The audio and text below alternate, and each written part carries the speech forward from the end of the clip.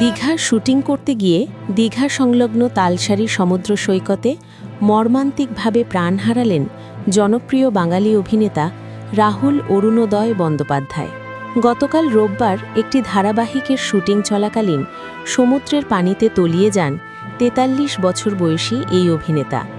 তার এই আকস্মিক মৃত্যুতে দুই বাংলার বিনোদন জগতে শোকের ছায়া নেমে এসেছে।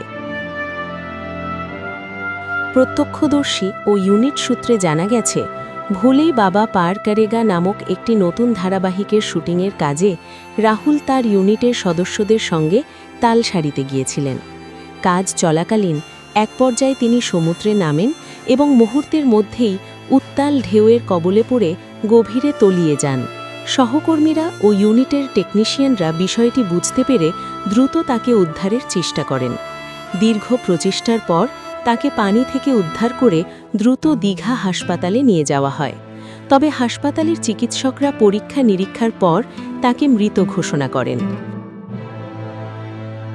প্রাথমিকভাবে জানা গেছে, হাসপাতালে পৌঁছানোর আগেই তার মৃত্যু হয়েছে। রাহুলের সহ অভিনেতা ভাস্কর বন্দ্যোপাধ্যায় এই মর্মান্তিক ঘটনার স্মৃতিচারণ করতে গিয়ে বলেছেন, শুটিং শেষ করে সবাই যখন দুপুরের খাবারে যাচ্ছিলেন, তখন রাহুল আরও কিছু শট দেওয়ার কথা বলে সমুদ্রের দিকে এগিয়ে যান।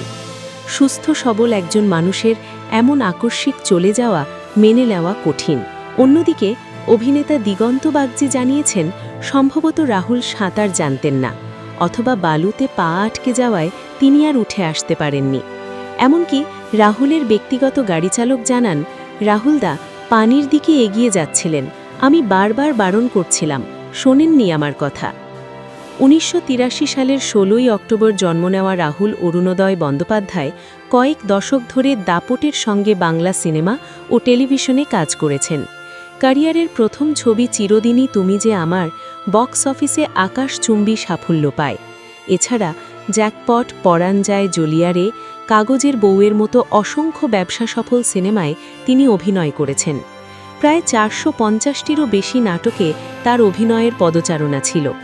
ব্যক্তিগত জীবনে অভিনেত্রী প্রিয়াঙ্কা সরকারের সঙ্গে তার বিয়ে ও পরবর্তী সময়ে বিচ্ছেদ হলেও তাদের একটি পুত্র সন্তান রয়েছে।